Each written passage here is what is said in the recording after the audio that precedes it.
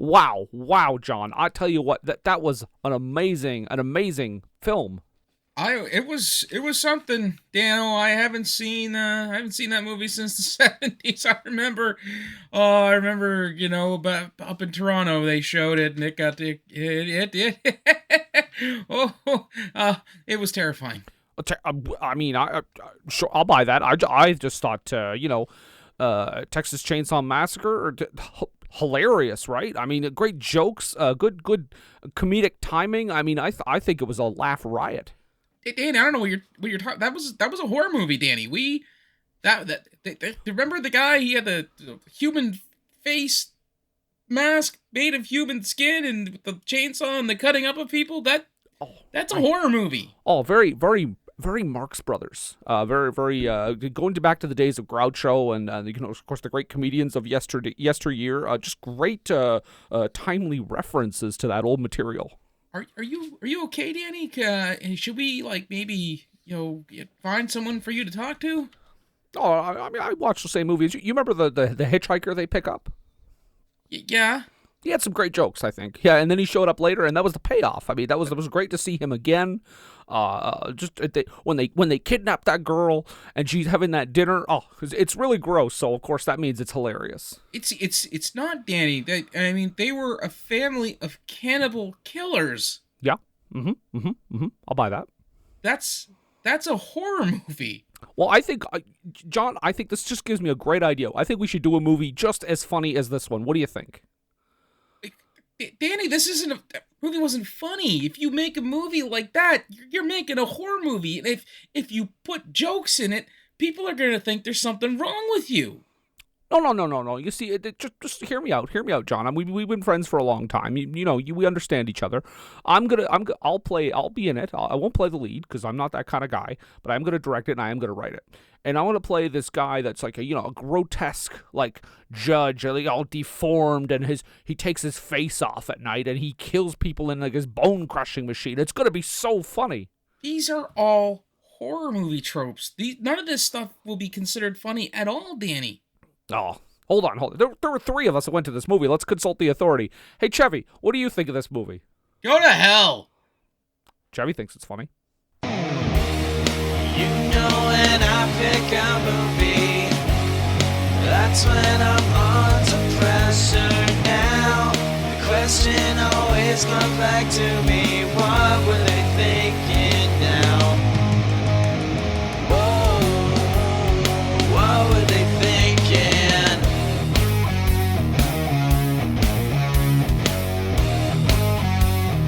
What were they thinking? Oh, ladies and gentlemen, welcome back to What Were They Thinking, a podcast about banned to questionable movies, and this week's got them both, and in big supply. I, of course, am one of your hosts, Nathan, but with me, as always, is the Aldonia to my Dennis. That's right. Ladies and gentlemen, my co-host, Brendan. Say hello to everybody. Hello. Wait, who's Dennis? That's John Candy's character, isn't it? Oh, okay. I was like, so the John Candy to my John Candy. Right. The identical twin sister to my identical twin brother. Yeah, that's me. Wait a second. Yeah, this was an experience. This is another, also I just want to mention real quick, this is another one of our semi-finalists in the tournament. This made it right up until the end and then lost. Like a loser. Like a big fat loser. This is a notorious movie. Yes, notoriously bad and a notorious bomb. Terrible movie. We are, of course, as we mentioned by the character names, and you can tell by the opening, we are talking about the, I guess, passion project would-be magnum opus for Dan Aykroyd, Nothing But Trouble, also known as Proto House of a Thousand Corpses. Yeah, with way more attempts at comedy, I guess. Yeah.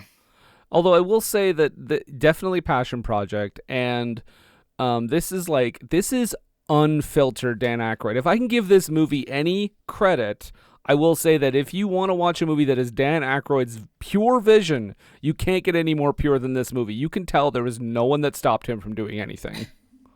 No, and just like last week, Nathan, we have another almost, I almost classify it as an ego trip, but I will say a passion project where there is no like sounding board to be like, hey Dan, maybe we don't do this.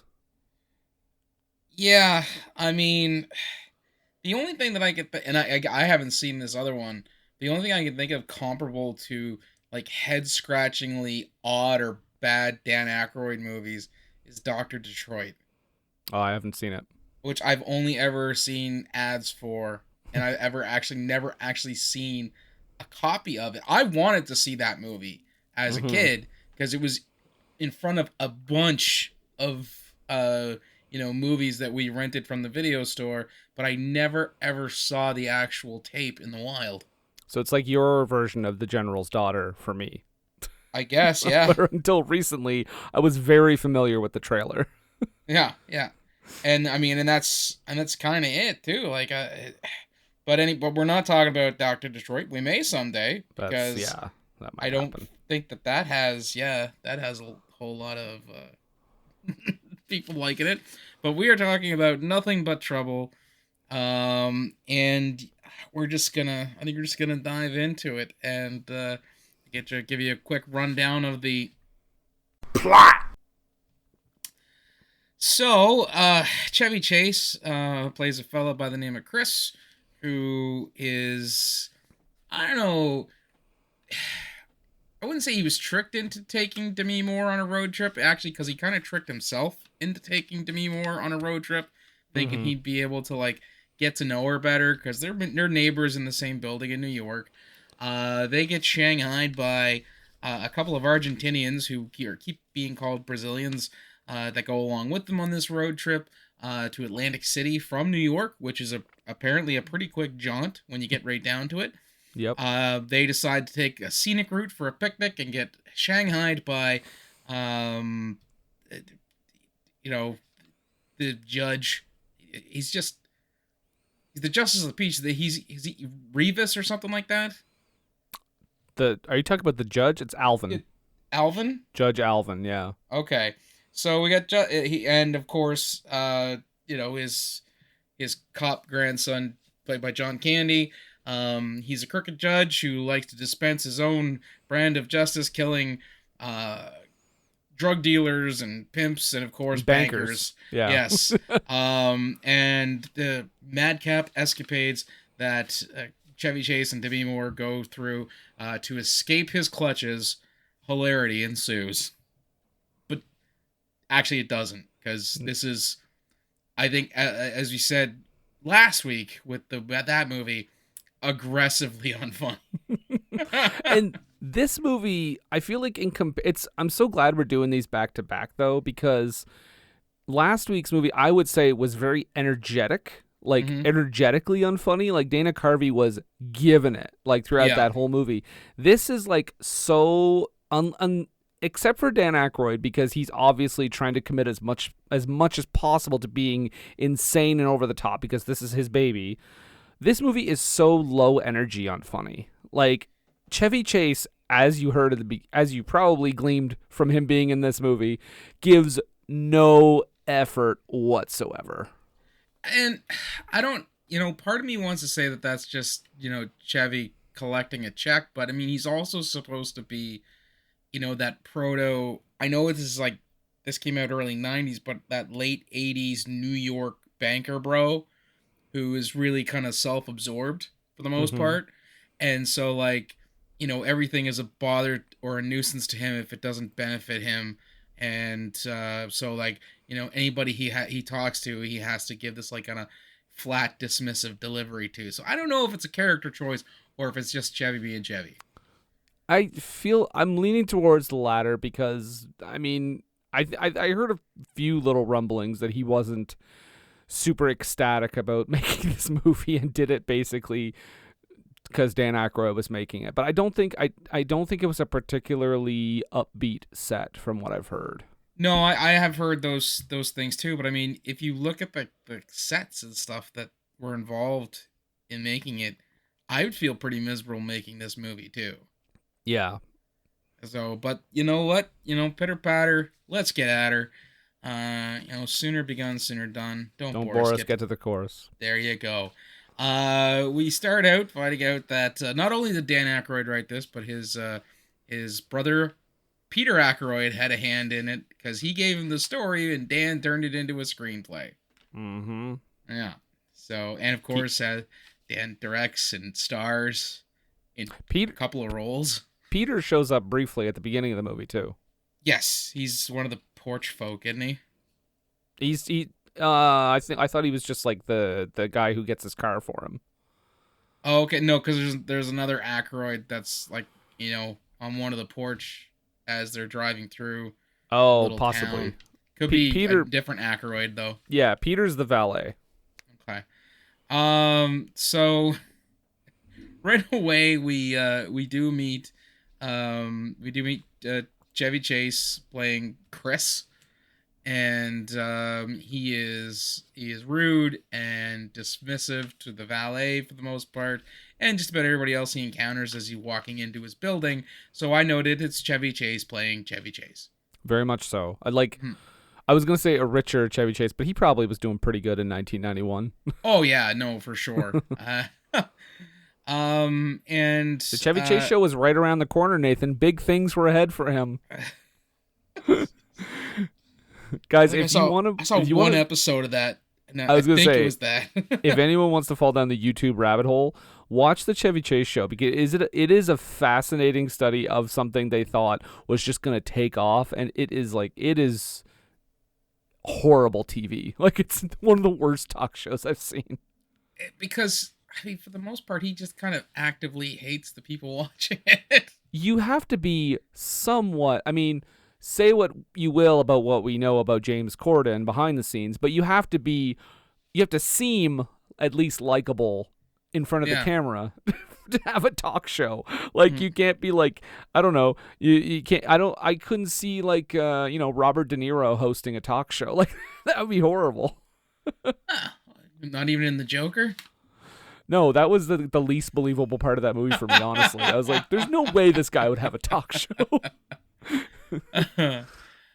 So yeah, he's just kind of being an aloof, New York Wall Street jerk, because he's like a financial writer or author or something like that. Yeah, he's a banker. I mean, he's honestly. A banker.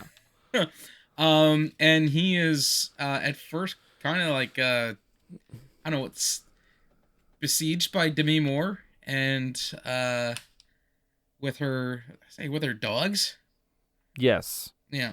And this is peak Demi, by the way. This is this is like Ghost era. Yeah. Like she was a hot commodity as far as movie stars and with some good acting talent go. 20 years of age difference between these two, by the way. Really? Yeah. That's bonkers. That makes sense though, because she would have been in Wisdom and she was playing a teenager, and that was only been like what, 5 years before this? Yeah, Chevy was in his mid 40s already, late 40s, and Demi was like 26. Yeah. Yeah. She's playing a lawyer in this, who also is kind of having I don't know, she's got a relationship, but she's also representing this person, and she sees that this guy he's making like a land deal that she's not okay with. So she goes back to her apartment, steaming mad. I thought she stole the brief from him, but I forgot she like handed him a bunch of stuff, because when she had the dogs and they were trying to get into the elevator, and anyways, so she calls this guy and gets the secretary, and she's saying that your services are no longer required, professional or otherwise, which leads us to believe that they were hooking up. Mm-hmm. And she's like, oh well, I'm going to go to Atlantic City to say something about this and put the kibosh on it. So she basically crashes a party that Chris is having although it started before he got there. Right. And but I feel that our, I guess, sidekicks or foils may have had a thing to do with this starting without him being there, because we are greeted by the sight of Taylor Negron, and I don't know. I just felt that she was doing a Chiquita Banana Lady impression. Her name is apparently Bertilla Damas. That's the Oh, okay, actress's so name. she's legit then. Yeah. Okay. All right. Well, anyways, at first you were to think, okay, they're a couple, but they are not. They are brother and sisters, and Chevy actually calls them Brazillionaires. They say that word many times throughout this movie, and they say it as if it's a thing. They say it as if like, oh, it's just a common thing. They're Brazillionaires. I know we're gonna get into their actual where they're actually from, but like I've never once outside of this movie heard the term Brazillionaires. I think it's supposed to be not necessarily something that's common or that would have been in the lexicon, but I think it may be something that, because Chevy is also their financial advisor. So it may have been a name or term that he had kind of given them in a mean-spirited kind of way, but they're kind of like goofy and aloof and a little naive because they're so, rich, that they think it's a term of endearment and just keep using it. Yeah. I think that's what we're supposed to get, and it doesn't. You're right. It doesn't come across like that. It comes across like it's something that everybody says, and it's nothing that anybody ever said. He's just the way he just says like, oh, they're Brazillionaires, and I'm like, wait, hold up, back up, Chevy, what? Also, like, I mean, yeah, I think the joke with them is like, oh, they don't speak very good English, so they're goofy, basically. Yeah. And so, like I said, Demi crashes the party, and she wants to borrow Chris's car so she can drive to Atlantic City. And this is where the wheels kind of start turning in Chris's head. He's like, oh, well, if I drive her to Atlantic City for this thing that she wants to go do, one, it's a longer drive. I'll get to know her. Maybe it'll lead to something, a relationship, and we can just kind of like get to know each other on the car ride. And that way there's no stress of a date or having to kind of be on your game. It's because it's just a road trip. No big deal. We'll be able to do it. And the brother and sister are inviting themselves along. Yeah. Which, for a guy who is actively abrasive to those around him in this movie, I find it difficult that he would suffer these fools. Yeah, I thought it was weird that he wouldn't just tell them no. Yeah. But he figures he'll get away with it because they're going to leave around like 11 or noon, and they don't get up until 2. Yeah, because they're crazy and from another country. Right? I do like I wrote down one of the lines here, and I think it's just one of them says, a Brazillionaire never forgets. And I was like, what? Oh, they say that's actually that in a couple of minutes, because the next morning, Chevy gets up and he goes downstairs to meet the valet to say, let her use the car. I can't make it, because he's all hungover from the party from the night before. He's like, I can't make it. Tell her I'm too tired. I'm sick, and I won't be able to go. And then, bing, the elevator doors part, and there's Demi Moore in the ooh la la, a conservative business ensemble. I don't understand why they're both like Yachi Mama, like it's a ZZ Top video. She is dressed like a character from Dynasty. I mean, she is a gorgeous woman. She's beautiful. I'm not getting wrong, but the way they react, it's like she stepped out of a Sports Illustrated swimsuit edition. I know. Like, well, I mean, the only thing I think of is like, okay, you can see her legs. Like, that's about it. Yeah. Now, if she hadn't been wearing the jacket, because when she does take like the suit jacket off, she's wearing kind of like this, thin strap dress number, which is very fetching, but you can't really get a full appreciation of that the way she's dressed when they first see her. She looks like she's going to a board meeting. And the thing is, like, it's not like she's dressed especially more scantily clad than she was when they talked earlier. Right. Like, it's not, it's like he's, now if this had been the first time Chevy had seen her, then sure. Or if the first time he encountered her, like yesterday, like she was walking, bringing her dogs home, maybe she's in like, sweats and, got like her hair loosely tied up with a bandana or something like that. Yeah. Making her look a little disheveled so that when you see her now, oh, she cleans up nice.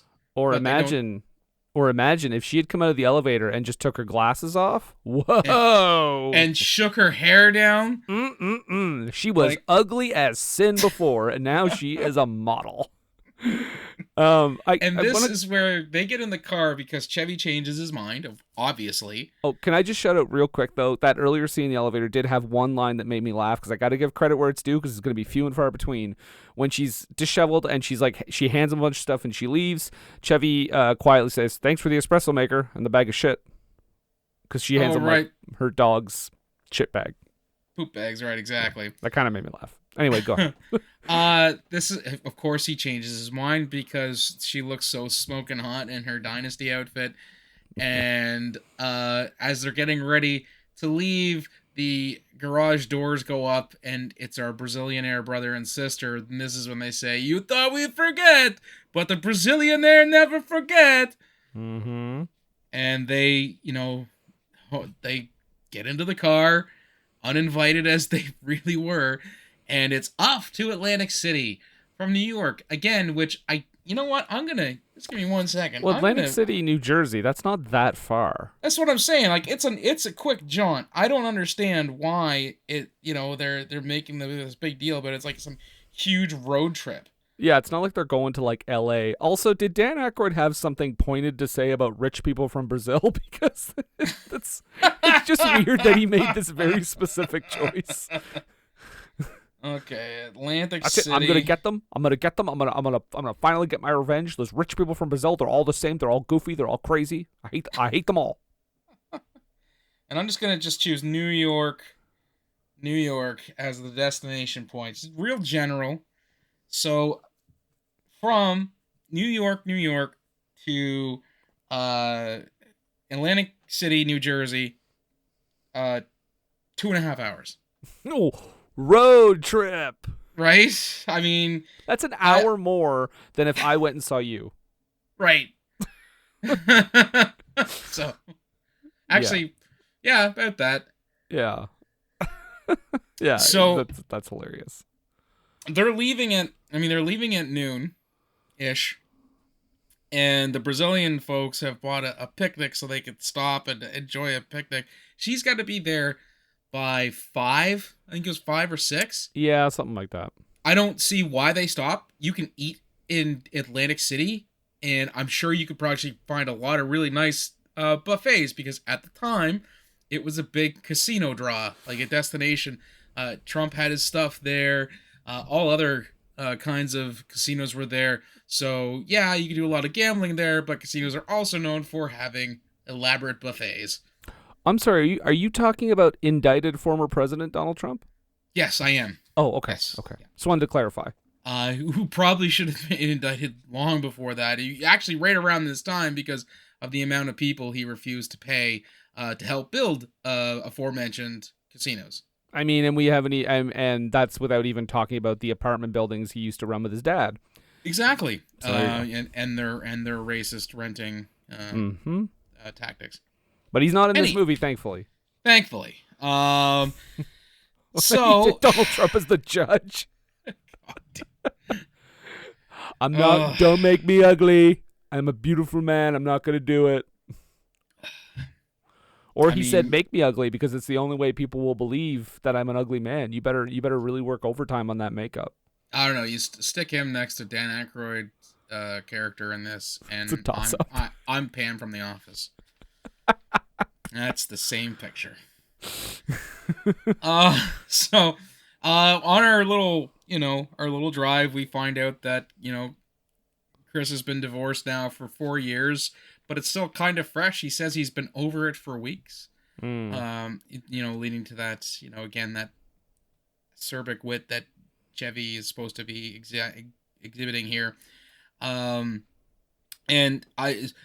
Fausto and Ronaldo, I believe, were the character names. That's the Brazillionaires. Yes. Yeah, and they're like, we brought a lunch. Can you get off? We want to, we want to stop and have us like. I feel they could have found like a highway rest stop Mm-hmm. because there's all kinds of them. Mm-hmm. I dotted up and down the I-95 and all the other highways that are throughout the U.S. But no, they have to get off the road because Chevy has a GPS and in his car, which is like everybody has a GPS in their car. This was not a normal thing to have at that time, especially one that like on-screen display with the routes and everything. Yeah, I love that old 1991 GPS that he has. So, Demi plots a course. They're gonna get off at the next stop. They're gonna take this, kind of, dinky milk run trip up to the next part where they can get on. It'll add a few bits to the trip, but they'll see some countryside, some greenery, and they'll be able to stop and have, the picnic. Spoiler alert: it's New Jersey. And I think Dan also had some things to say about New Jersey because they can't find a nice place to go at all. Everything is just this Rust Belt carcass that they're driving through. Is dilapidated buildings, wrecked and rusted out vehicles. And I thought you said equipment. we weren't watching Dr. Detroit. We're not. But I feel that there was a lot of inspiration going on there. They end up going to a place called Vulcanvania. Yeah. Which I mean that apparently that was supposed to be the name of the movie. Yeah, I heard that too. And when you hear the Nothing But Trouble title come up in one scene, I was like, that's how they came up with the idea to name it that? I feel that if they had gone, and I'm overthinking it or oversimplifying, but if they had gone with the title of Vulcanvania, it sounds ominous, like scary, kind of because it's almost like Transylvania, and the Vulcan, not only Mr. Spock but also the God of the Forge, that sort of thing, like scary. There's a feel, there's a vibe to a name like that. So you go to see a movie like that, you're expecting horror elements, and they dash in some comedy. Okay, that's fine. I can deal with that. Maybe the movie's still not as well received as they were hoping, but people go in with a bit of sense of dread. But they change it to something called Nothing But Trouble. That's a punchline. That's a joke. You go in, you are expecting zany antics, and that is not what comes next. No. Because they do a California roll through a stop sign, and they are then chased down by the village chief constable, played by John Candy. Dennis is the character's name, and boy howdy, this guy's got some gadgets in his car, like Batman level gadgets. Like so much he can put up detours with a remote. He's got like these super jet burners to go chasing these people. Yeah, and isn't this where the Brazillionaires also give him the great idea to just outrun the cop? It's a local cop. You'll be fine. Oh, what are you, some kind of wimp chicken? Because they think he's just got some stock U.S. car, and he's driving a BMW, like a new, very modern BMW that should absolutely be able to whoop ass on the highway. So listening to the people who don't drive and who worm their way into your road trip with the lady that you want to meet, I'll take what they're saying, and I'll try to outrun this cop. And what proceeds is a chase. A long chase scene. There's only two things that kind of make it make for a good chase that happen in this chase, and that's the one where he flips up the detour, and they're forced to go down the access road towards like the quarry construction site, and when they kind of have to jockey for position around the dump trucks that are running in and out of this quarry for construction and gravel. Mm-hmm. That's it. And of course the stop. Everything else is just, they just keep cutting to them, back to the car, them back to the car, them back to the car. We don't see any wild stunts, no crazy driving, except for like I said, that hairpin turn that Chevy takes to go down the access road, and that's it. They are, of course, stopped because the other village constable, which I believe is Dennis's cousin, is waiting for them with a shotgun and a police car blocking the road. Yeah, it's just like, I don't know, the chase scene itself, just as like a tense action scene, is not good, and it's not, and the quips aren't funny, so it's just like I'm just kind of sitting there stone faced waiting for it to end. Well, because all the quips, as you put it, is just it's just Fausto egging Chevy on. That's it. Mm-hmm. Call him, keep drive faster, don't be a pussy, drive faster. It's like, okay, we get it. Yeah. And so when they do get the stop, we get out. Of course, we get that, we haven't seen John's face yet, and he's like, they're doing that like kind of doomy march up to the car again. A horror trope. Like, this is something straight out of like a Wrong Turn type movie, where you're, some lunatic has taken it upon himself to be the sheriff of this stretch of highway because nobody lives there. Mm-hmm. But as he's and even as he's walking, you can see like some, as he's walking, the boots on the gravel, and there's also glass like in the gravel. I'm like, is that a part? Nope. It's just there. Like it doesn't serve anything. I can't understand why there would be all this like broken glass in the gravel at this gravel pit. Yeah, quarry, I don't like for construction. Because Dan there's just stuff in this movie though. Sometimes like there's just stuff there, and you're like, what is the point? What's the purpose of that? And then they just move past it, and you're like, oh, okay. Yeah, The answer was none. Nothing. Yeah. No purpose at all. Dennis makes Chris get out of the car. He, of course, frisks him. Chevy's quipping, of course, because that's all he fucking does when he doesn't actually have a line that moves the story along. Yep. Like, he also seems really sure of himself that he's only going to get a citation when he was doing 130 in a 50 zone.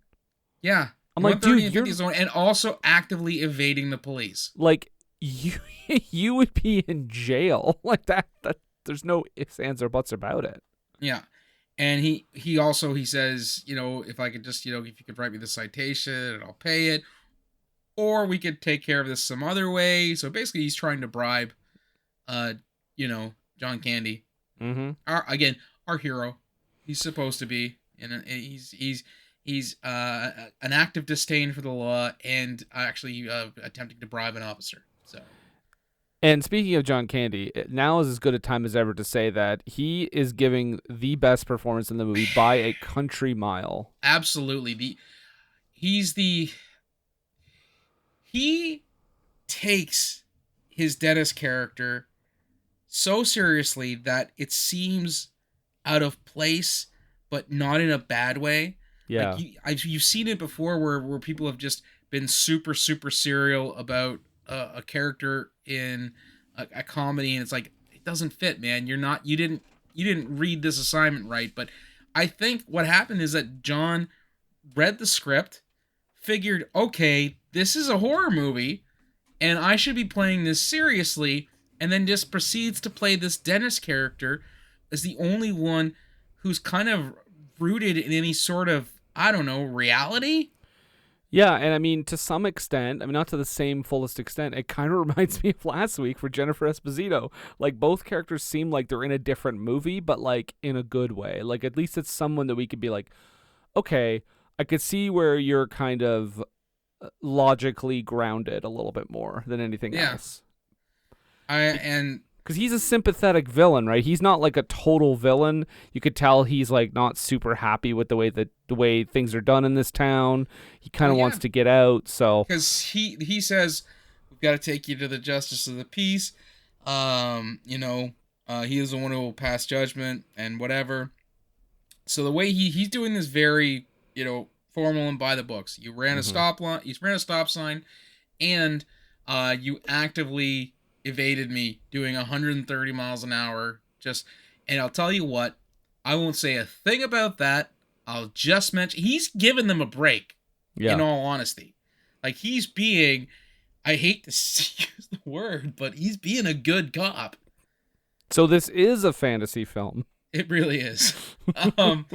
So he takes them, of course, to see the Judge Alvin, the Justice of the Peace. They have another name. His name is like well. Judge Alvin J.P. Velkenheimer is the full name he gets. And he, man, this creation of Dan Aykroyd, this character is, I know he's supposed to be grotesque, but man, they just push that so hard. Like, he is the most disgusting, character. Yeah, would seem absolutely at home in a Rob Zombie movie. Yeah, it's just in this movie, I just find like it's weird. There's a difference. Like when I watch if I watch like, you know, The Devil's Rejects or whatever, and there's a character that's grotesque, I'm like, whoa, that's pretty cool. Like the makeup and stuff. Oh, it's gross. But in this one, for some reason, I just like find him so deeply unpleasant to watch. Because there's him and two other characters in this movie that are visually off-putting. I know what you're... we'll get to them. Don't right, but they're more in like a Garbage Pail Kids kind of way, which fits in a comedy. But he is a horror movie villain. There's no two ways around it. When they first take them to the to his house, which is also his courtroom, seems weird, but okay. We don't see his face right away. Like, they're hiding it as being obscured by the books and stuff like that. They've got this weird, janky Rube Goldberg device that they use to change the room into, like, a courthouse room.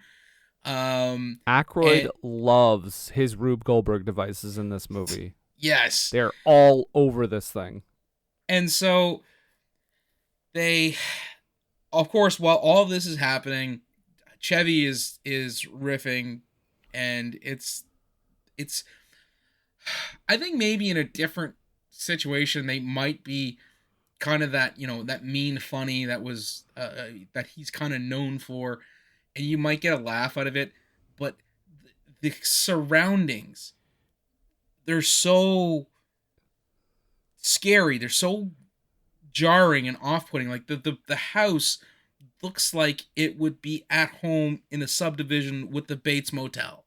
I think the issue with it a lot of times is it just cuts everything. It just cuts the tension.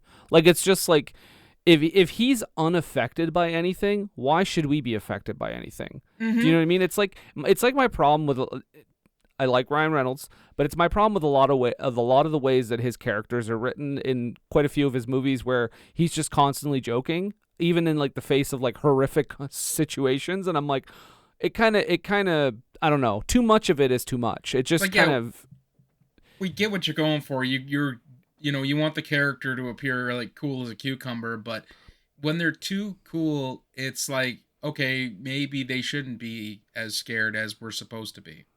Right, it's like they got to be affected by something. And there's a couple of moments in this movie that he is, but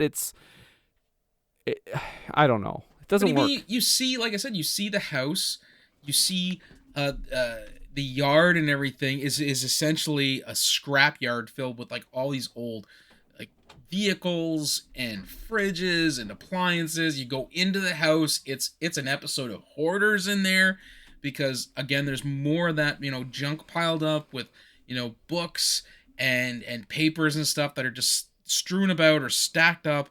And we go into the courtroom, he comes out, we don't see his face, and then when he finally does like snap at him, because Chevy's just trying to say like, I'm a financial writer or author or whatever he says, he takes it as, you're a banker, and that just sets everything else in motion, because he has an absolute, hard on to, punish bankers. Right, and we later learn why, but it's I mean, whatever. here's the thing: like, even if they hadn't explained that, just the fact that they're in this like off the beaten track podunk town in New Jersey, which, I mean, yeah, you think of New Jersey, you think of New York, the cities and stuff like that. But I mean, it's a situation like, like, for example, Quebec. Yeah. Montreal's huge. Quebec City, huge.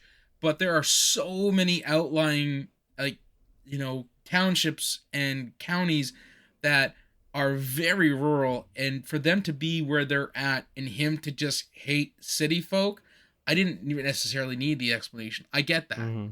Right? So I figure you see that right away, okay, he's going to give them a hard time because they're city folk. Yeah. I mean, they could have kept that very simple. Unfortunately, they do not. Right.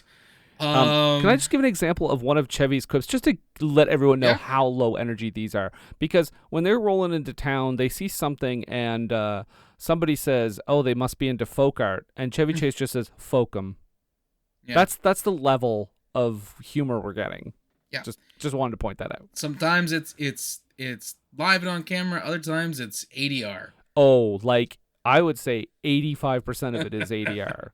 Which is even worse because you're like, wait, you had time to think about what you could say there, and that was what you came up with? We did 87 takes, and that was the best one. Yeah, like, wowzers. So the judge takes all their IDs and stuff like that, and this is where we find out that Fausto and Ronaldo are actually not Brazillionaires. They're from Argentina. Well, that's where we find out, but the movie doesn't pretend that they are. It just says Argentina, and then we move on their passports, and we never speak of it again. And even, well, we'll get to that when we get to that, but we find out even at the end, they still fail to address the fact that these are Argentinian nationals. That's going to be in the sequel. That he definitely had enough money to make. Just or nothing but trouble. Do you know what this movie cost? Because I did Too note much. that. 60 million? $40 million. $40 million. 1991 money. Yeah. And it made $8.4 million. Whew. Yeah. No one saw this. Saw it once on a VHS that I rented for $1 when I was a kid. Yeah, I should specify no one really saw this in like 1991. No. Yeah, no, it was easily the mid to late 90s by the time I saw this movie. Yeah. So he's gathered all of their info and he's basically saying that I'm going to hold you over for further arraignment, I guess. And this is, again, where we see Dennis step in. It's like, it was a rolling stop. They didn't really do anything that wrong. Can we just, sign the ticket and send them on away? And the judge snaps at Dennis and says it's his courtroom. It's his judgment. He's the law. And they're being held over. And the floor opens up and swallows them. And they land in a pit of squeaky toys. Yep. Because it needs to be hilarious and off-putting. Yeah, I literally wrote down. I was like, he sends them into a pile of toys. Like, yeah. What? Question mark? Is this expect from them to all fall the into like a children? pit of bones or something? And Is this from all the children the judge has killed over the years? I don't know. They're squeaky toys, so it could be from pets. Oh dear God! They He actively is a monster. yeah, right. So while they're, I guess, held over for further trial, we do get a cutaway. We get to see Dennis and his cousin doing more of what they do, and that's bust city folk for speeding, including Daniel Baldwin. And I thought the other one, like the one in the front, was Kathy Nimjay from King of the Hill, Peggy Hill. Wasn't her, unfortunately. But yeah, they get arrested and taken in. Of course, they're not taking any of this seriously either. And they're drinking and doing drugs. And they're drinking, doing drugs, and they have, like, guns. guns and other drug paraphernalia, like they're dealers as well. Yeah. And they're not taking any of it seriously because it's a podunk town in New Jersey, and they're from the city, so they're the villains. Which, this movie's like doesn't know who to cast as the bad guy. Well, so everybody's bad guys. But here's the thing, except for John Candy, who was awesome. Spoiler alert: these are the only characters that die, really, except for one other cop. But these are the only characters other than the townsfolk that die, and it's like they make them aggressively unlikable, so you don't feel bad for them dying, which is weird because like it's Dan Aykroyd's judge character is supposed to be this evil dude. Why does the people he kill have to be unlikable? Wouldn't it make him more evil if he killed like some people that were just misunderstood and weren't so bad? Yeah, maybe just a couple of kids who had a joint in the car. Yeah, but like right? Clearly Dan doesn't actively sentence to death. Yeah, like Dan doesn't want to make his character too unlikable, and I'm like, why? You're an evil judge. This way he can run for the presidentship of the Philippines. Just randomly putting drug dealers to death through vigilantism. There we go. Yeah. But yeah, he sentences them to death, and they go into, what is it called? The bone stripper? The bone stripper. And this is the part, actually, when I saw House of a Thousand Corpses for the first time, this part right here I remembered actively, and I was like, this seems an awful lot like that movie with Dan Aykroyd where he's the judge and he's killing people because they're dealing drugs. They go on like a carnival ride and then they're killed. Yep. Yeah. So and, yeah, this death, they're drug dealers. They're bad people. Okay, fine. And I'm not one for the death penalty. So the fact that this happens, first of all, is kind of like, okay, he's evil because he just thinks anybody who isn't on his 100% aligned with his values needs to be put to death. The death in and of itself is played for yucks.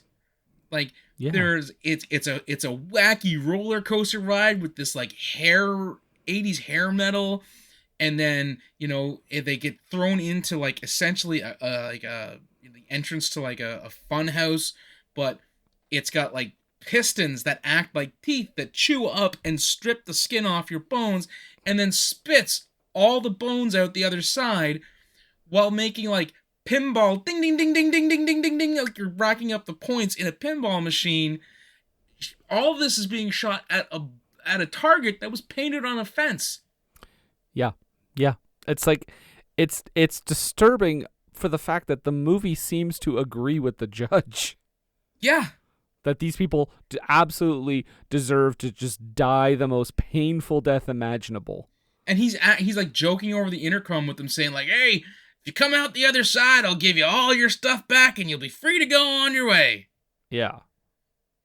And it would be something if like you said, if this was a horror movie and this was treated as like, a horrific moment, but it's not. It's treated as like, oh, bing bong bong, there they go. It's hilarious. Dead people who just, were speeding a bit. Yeah.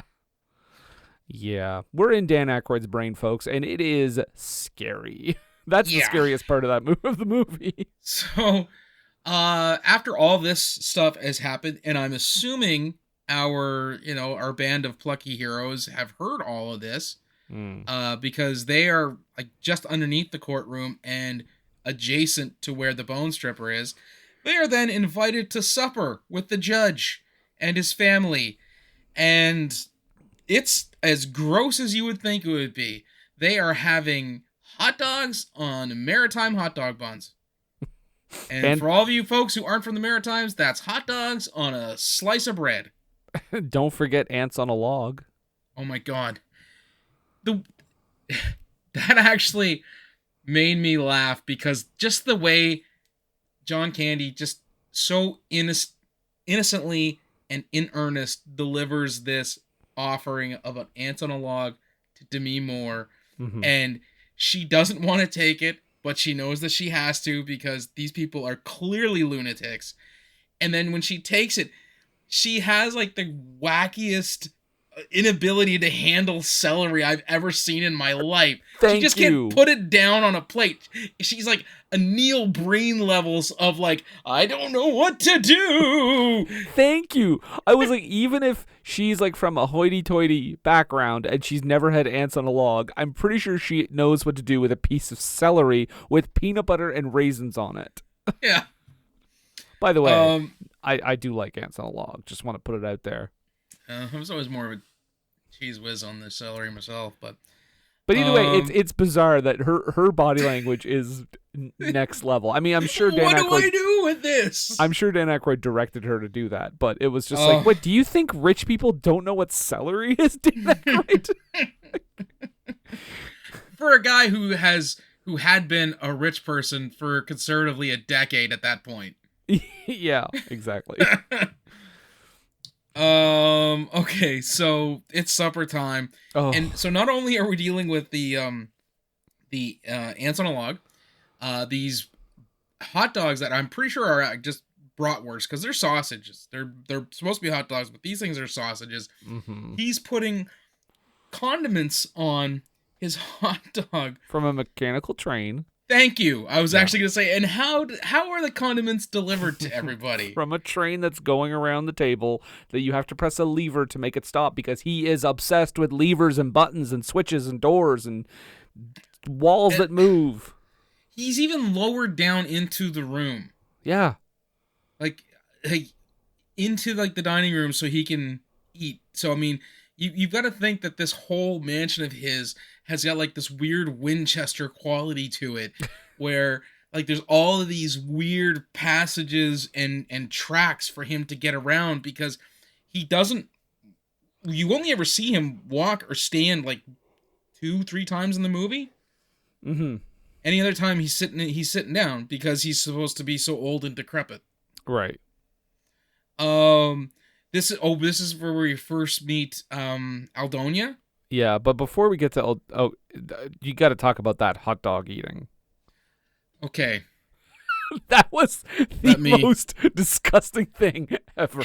Yeah. Okay. So before Chevy even sees what he sees, it's still Dan Aykroyd shoving this disgusting-looking bratwurst on a Canadian hot dog bun in his mouth with like mustard and ketchup and all that shit going all over his face. Yeah. And then when he's Chevy shoving it because he's supposed to be old, he's also doing it with a really shaky hand. Yeah. And he's making all these squelchy, squishy. And then Nathan, when Chevy looks over at him, what does he see? He sees what everybody else sees for the rest of the movie, that he's got a very Owen Wilson-esque nose. Mm-hmm. And for anybody who doesn't get what I'm saying, he has a penis for a nose. Oh, literally, they make his nose look more like a penis for that quick shot of Chevy looking over. Yeah. Like that little dent at the end of your nose where the two pieces of cartilage meet. They really accentuate that so it looks like the pee hole. The bulbousness of it. It looks like a syrup-sized penis on his face. It is disgusting. Yeah.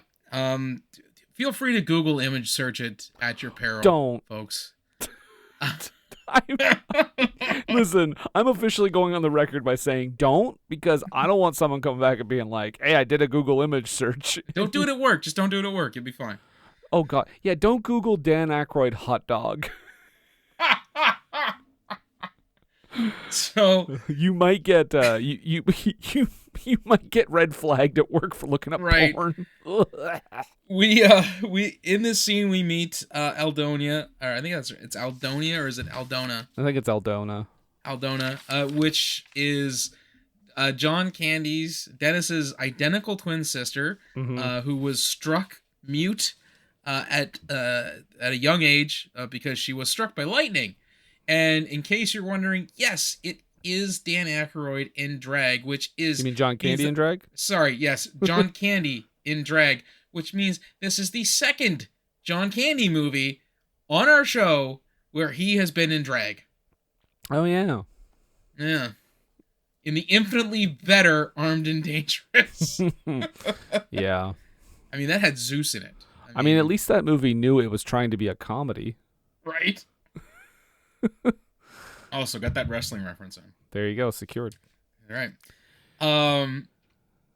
And we get just a brief glimpse of a split screen where Dennis and Aldona interact. It's kind of fun. They aren't egregious with it, so it's a fun nod to the fact that it's the same actor playing the two characters. And we also see that Aldona's starting to she's kind of warm to Chevy's form, if you get what I'm saying. Lord. And she's like, And again, I will say, John Candy fucking killing it with this performance too. Yes, I can't think of it. Obviously, I could think of a bad John Candy movie. This is a bad John Candy movie, but I can't think of a bad John Candy performance. Mm-hmm. I don't think that exists. I don't think that's a thing that exists. Yeah, well, certainly not one that he's. Certainly not one where he's not putting an effort, because he always seems to be, I've never ever been like, you know what, I Candy was being kind of half-hearted there. Yeah. I don't think that was in his wheelhouse. I think that guy showed up and gave 1,000% every job he got. Mm-hmm. But this is where the Brazillionaires try to head for the hills, right? Oh, just one last gross thing from this supper. No. Who wants a nice Hawaiian punch? Served out of an oil can spout. Yeah, that was... They take a can of Hawaiian punch, not a screw top bottle, because that wasn't a thing at the time, kids. If you get like tomato juice or even some other some juices, they come in cans, not in a bottle that you have to puncture the top and you pour it out. He sticks an old, dirty oil can spout that you would also, that's how you would get the oil for your car poured into the into the engine block of your car. That's how you would do it. You'd have to puncture the can and the spout. So I mean, ultimately they're drinking Hawaiian punch, a 30 weight Hawaiian punch, essentially. Mm-hmm. And it's warm on top of that too. Oh, it's so disgusting. This is easily one of the grossest meals I've ever seen in a movie. Yeah. And I've seen Red Dragon. I mean, this movie, this dinner scene was more disgusting than the one in Texas Chainsaw Massacre. Honestly, this was and they were literally eating people in that. Yeah, this whole movie made me feel sick. From minute 1 to 98 or whatever, this movie was just overwhelmingly disgusting. So, okay, so we get for this. We have the steamed dogs for supper, the Wabash Cannonball with the condiments, and the thing that breaks the camel's back, at least for the straw that breaks the camel's back, rather, that for the Brazillionaires, is that one of the train cars launches a pickle at Fausto's face, and that is it. He has had it. Mm-hmm. And they are going to book it for the hills. They jump out a window and just book it through the scrapyard, trying to find a way to get to the highway. Mm-hmm. I don't know how Dennis gets there ahead of them. It doesn't make any sense. But then you do get the idea that that he's going to help them. Yes. We do also get a brief explanation that I said we didn't need for the judge's hatred for bankers. Mm-hmm. But it does explain something, a Deus Ex Machina that comes in later, because the reason why he hates bankers is because a fancy talking banker came through and convinced his great-grandfather, I believe, to sell off mining or mineral rights. And this ended up being an environmental catastrophe for their town, and there's actually a coal fire burning under the whole town. Mm-hmm. And this movie's fictitious, but that's a real thing. There is a town in Pennsylvania that has a coal fire actively burning under it right now. And the town is evacuated. Nobody lives there because at any moment whole place could just kind of collapse in on itself and be engulfed in flames. So what you're saying is Aykroyd pulls from real life. He's a great observer of human behavior. For this, at least, I guess. Yeah. Our Argentinian Brazilians make it to the toxic river that runs through it, which would have been an awesome sequel. A toxic river runs through it. Yeah, that's what. And as they try to kind of like, they make it across the river, and Dennis is there. Like I said, I don't know how he got there before them, but he does help them escape his cousin, who he describes as the original ditch witch, I believe. Yeah, and that's I guess we didn't really mention her too much, but she's comedian Valri Bromfield. The only reason I know who that is because she appeared in I think the first ever episode of SNL. And then I've seen her in a few other things after that. I've seen her in tons. I've seen her on sitcoms. She's had a pretty prolific character actor career. Yeah, she's pretty funny. Yeah. So after all this, we cut back to Chris and what is Demi Moore's character's name in this movie? I just keep calling her Demi. I didn't think I noticed. She is Diane. Diane, okay, so Chris and Diane. It's a little story about Chris and Diane, two American kids trying to escape the heartland. And we cut back to them, and she talks about, the guy that she was trying to get to, Atlantic City to stop. Obviously, that is out. That ship's sailed. Mm-hmm. But she talks about how she falls for the wrong guys and this and that. Then all of a sudden they're making out, and then she realizes that she's doing it again. She breaks away from him and says, "You're nothing but trouble." And thankfully Mariah was not watching this movie with me. Oh, she would have broke your arm. I know. I would have had to. Oh gosh darn it! I would have had to not watch the rest of it. Gee willikers. But that throwaway line. That's what I mean. What? That's how they came up with the title. Which even sounds like it was 80 yard. 100%. So, that's how okay. I know Dan Aykroyd's listening to it. I know he's listening to our show. He's got to be. And again, we love you. We're sorry that we're just tearing apart this passion project years. I just want to say, if there's any celebrity out there that would be listening, for some reason I think Dan Aykroyd would be the one. He could be the one. Yeah. Listen, we appreciate what you were going for. It was flawed. We still love you. You're an amazing talent. Just because you name a movie something doesn't mean the title has to be mentioned in the movie. It could have stayed Vulcanvania. Mm-hmm. It didn't have to be called Nothing But Trouble. And then figured out some way to shoehorn in that line so it could be in there. I'm just imagining now other movies shoehorning their titles in. I am truly the master and commander. The far side of the world. Is this as good as it gets? All dogs go to heaven too.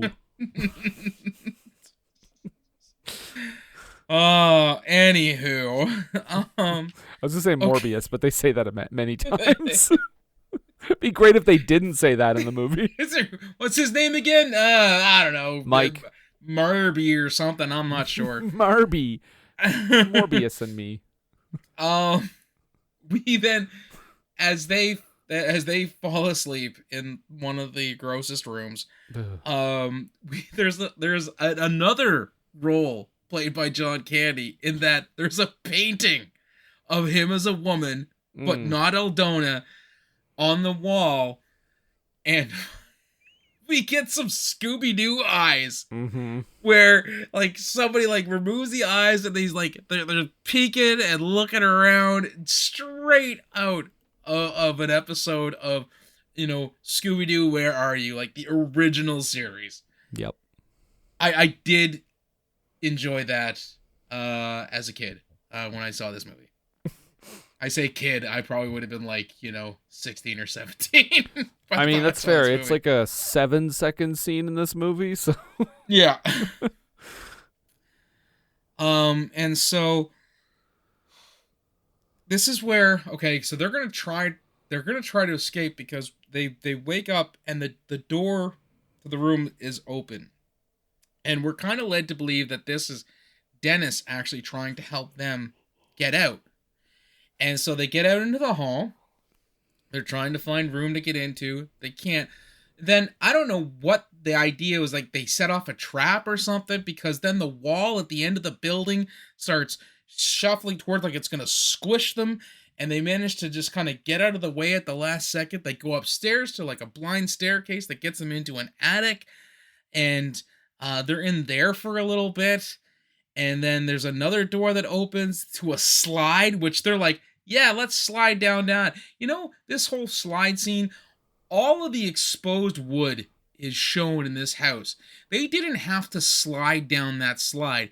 They could have easily just held on and slowly lowered themselves down the slide so as what happens next doesn't happen to them.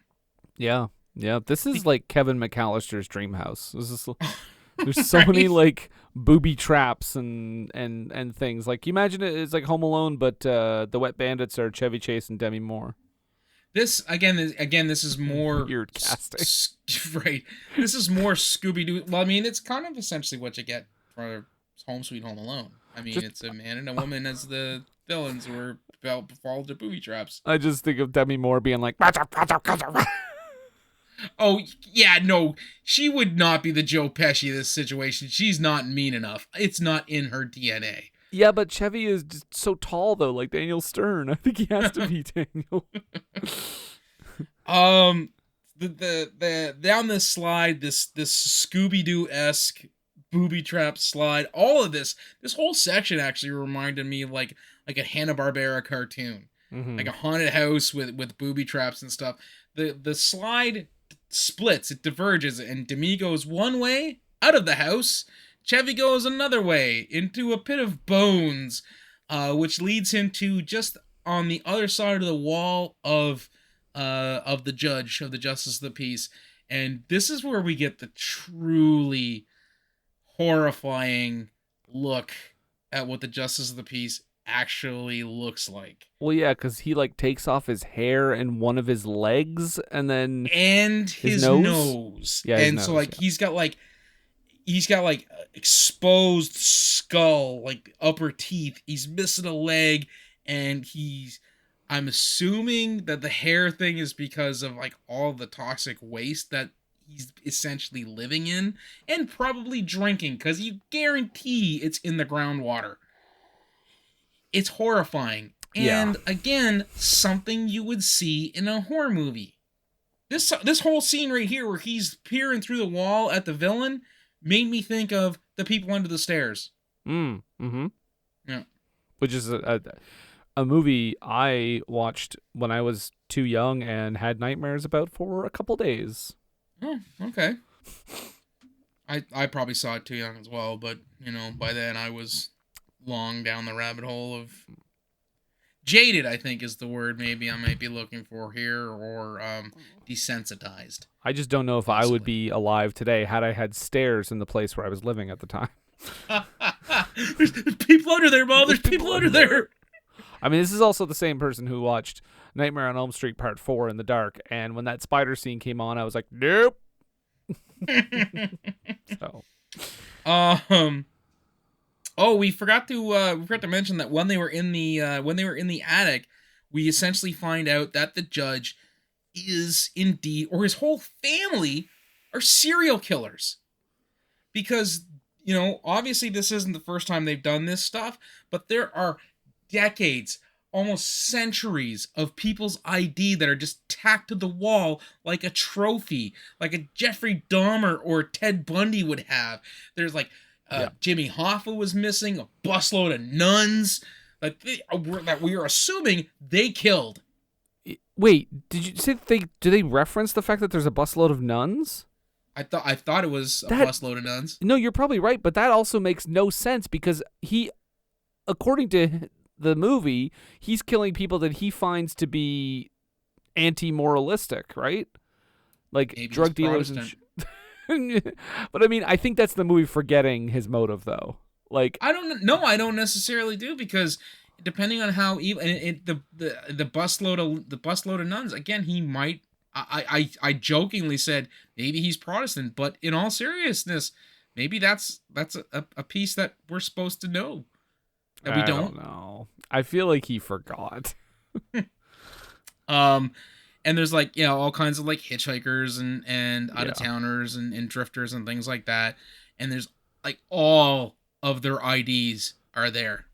Now, going back to the scene where Chevy sees Dan, of course, get all more disgusting. Demi's journey, surely she doesn't see anything too disgusting, right? Oh my god. Okay, so she does get out, and she finds what she thinks is the BMW, but Aldona has stripped the BMW because, we did forget to mention that she is the best mechanic in the state, apparently. Yep. And she has stripped the car down to everything except the front part, like with the engine and the covering for the the engine and everything like that. So she can't get the car going, and there's no service for the car phone, and she hears two people arguing, and she kind of tips away to kind of see what's up. I haven't heard these voices before. They may be friends, they may be foes, but I should go check. And this is when the movie, if you hadn't already said, you know what, this has got a real Hills Have Eyes kind of vibe to it, this would have put you over the top, because we meet Bobo and Little Devil, who are essentially life-size garbage pail kids. They're also horrifying. Yes, they are mutants. They're mutants. They made me feel sick. And they are not allowed in the house because I'm guessing they're not toilet trained because they're wearing diapers. Good God. And one of them is played by Aykroyd. Yes. Because why not? Sure, yeah. Right? And they just like burp and fart and stuff. It's just like, oh man, like again and again. If I was just watching like fucking a Rob Zombie movie or just like a gross out horror movie from the 80s, I'd be like, yeah, sure, on brand. But in this movie, it just makes me not want to watch it. Like it just doesn't. I don't like it. I don't like it. The movie. I don't really like how to put this. Like, and I said this to you before. Like this, if they stripped this movie of all of the attempts at comedy, this would make for a pretty good, straightforward B-horror movie from the 80s. Something I really would have liked. Because it would take itself seriously enough that the feeling of menace would be there. But because of all the quipping and all the like dumb shit and fart jokes and Chevy Chase with his quips about people being annoying, it deflates the whole thing and makes it insufferable. Yeah, I mean, I think you would also have to recast it with not all comedy people, but true. Yeah. Still leave John Candy because he does an amazing job. We get more speeders in, ladies and gentlemen, the Digital Underground. The craziest cameo. Chuck G and Tupac Shakur. When I first watched this, I was like, is that okay? Not once did I think I was going to be saying, oh, wow, Tupac was in a Dan Aykroyd movie. But lo and behold, I guess someone involved in this knew of Digital Underground. You know what? I wouldn't put it past Aykroyd knowing about him because he's pretty keyed in as far as music goes. But he has some like wildly, like, I just can't predict what he likes and what he doesn't like. And this here was another part of the movie that stuck with me, even with that, just like that one-time viewing when I was younger, just because I was like, these guys are awesome. Yeah. Like, there's just no two ways around it. You see Digital Underground, you're like, yes, all day, yes. And they do that, all around the world song where he makes them prove that they're musicians, and it's so good. But before we get to their actual trial and all that stuff, and that all that stuff I just kind of mentioned, we do get a face-off with no pun intended, with Chevy and the judge, because the judge is summoned down because Digital Underground have been arrested. He needs to come down and try them right away. Chevy breaks out of the wall, finds the gun. He, of course, sees the clippings, which explain, why the judge is deformed. He was in like a mine accident when he was a kid or something, or after he came home from the war, whatnot. And the judge comes back to the room, and they have to fight. And oh my god, it's so funny because Chevy sticks his foot in a bedpan. Yay! And then he uses a bedpan to block his sword, the judge's sword fighting or whatever. And you know what? All this would be funny if everything around them wasn't so grotesque and terrifying. Yep. But speaking of terrifying, those trolls see Demi and they start chasing her, and then Eldona is very close to dropping Demi Moore in a fire vent. Yes, and that she's only saved because Bobo and Little Devil like her and want to play with her some more. So she figures, I'm guessing Eldona figures that they're either going to eat her or rape her or both. I mean, and I think they puts her in a cage. They want to cut her in half, don't they? Eventually. Yeah, so they can each have half one of her or part of her. Yeah. Yikes! So they stick her in a cage and play Snap with her. Yeah. It's weird because she gets some, I don't know if I'm assuming she's doing it so she can kind of lull them into a false sense of security and she can escape. But she goes along with a lot of the talk with them for a while.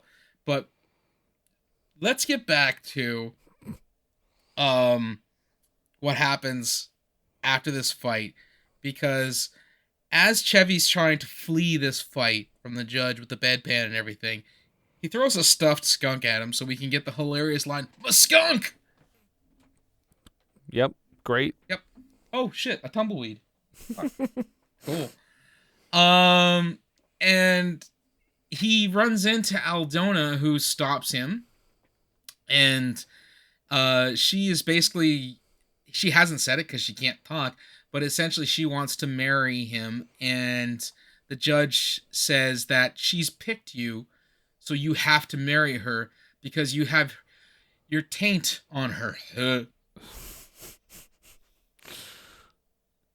And then he means the stank or stench, just the general disgustingness of city folk, not that Chevy Chase actually rubbed his perineum on her.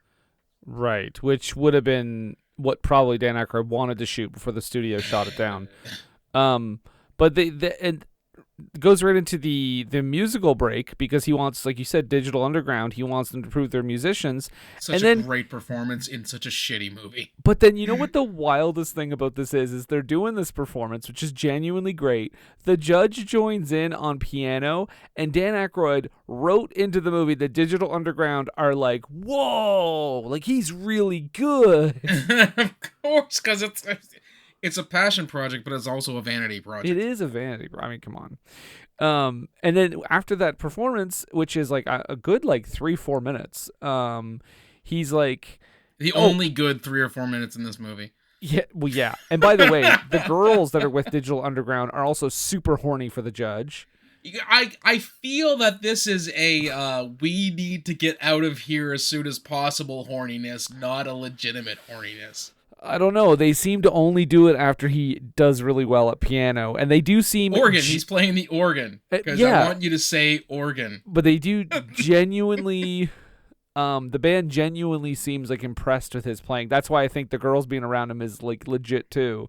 And then right after that, he's like, "Well, you're gonna." I wrote down this sentence. Chevy Chase is about to get married to John Candy in drag while Dan Aykroyd stands there in heavy prosthetics while Digital Underground plays the wedding song. What in the world am I watching? Yeah, that's a world that we lived in briefly in the 90s. Just like, what is going on? It was a strange time, Brent. I think this might have even been before you were born, possibly. 1991? And when were you born? 86. 80s. Okay, so maybe not. But I'm just saying, this specific combination of things is insane. Yep. And not only is that we get to actually see, not see, thank God, John Candy get dressed though. He's showing, because Chris is shackled in the dressing room parlor, and John Candy's Aldona is behind a dressing screen and keeps showing him undergarments. Should I wear these undergarments for our wedding night? Should I wear these undergarments for our wedding night? And Chevy's like, it's doing that trope in, like, you expect there should be like a musical montage while he's doing this, because he's like, But really, he's like, to everything. Right. Oh no, he does kind of give a at the end when she pulls out the garter belt. Oh, okay. But that's when the cousin breaks in. She's like, you know, Aldona, he shouldn't be seeing you before the wedding, that sort of thing. And she kind of wrangles him out and makes him like go away. And so before the wedding, we get the card game that I mentioned before, so we don't need to run over that again. The all around the world stuff happens, and then it was at this point that made me wonder, and I don't know why I didn't wonder this like so many minutes before, like an hour before.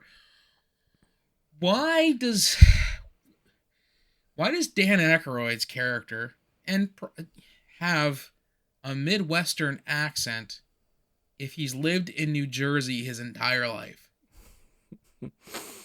I don't know. Maybe his idea is that Valkenvania, despite where it is like its own thing. I guess I don't. Like I think I would have had a better time or an easier time believing it if he had talked like this, y'all. Because a rural accent is a rural accent is a rural accent. You don't have to be from the South to have this accent. I have cousins from the middle of New Brunswick who kind of sound like this.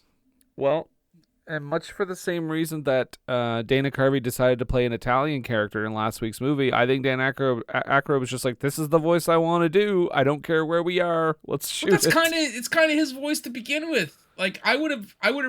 He's done the accent, the East Coast accent before. Like maybe he doesn't have to be a Guido about it, but he doesn't have to be like this. Boy, howdy, don't you know? You're wanting the judge to come in with like gold chains and everything, and yeah, maybe not that extreme. Although that would have been a choice. He's got like the painted on abs. He's flashing the East Coast's gang sign. Jesus Christ, Snooki's Tupac in it was in this movie. For like he could have feuded with Tupac because Tupac was West Side at that point. I mean, right? Yeah. And I wonder if this movie is where he made his decision to go with the other side. I am staying West Coast. So okay, so Chevy is now faced 100% with the choice that he has to marry Aldona, or he doesn't just get death, he gets the double death. Because he's a banker, and if he doesn't, it'll break Aldona's heart, I believe. Mm-hmm. It's like two grievous sins against the judge, and he'll get the double death, which I don't understand how it works. I don't know, but they get married. They do, and we have kiss. Digital Underground singing "Tie the Knot," playing "Here Comes the Bride" with "Tie the Knot," tying the knot, and he won't kiss the bride. Which, you know what? I would have. I think I would have respected this movie just a little bit more had he gone like just full on did it as part of his plan and hadn't like copped out like he does trying to get Digital Underground to help him.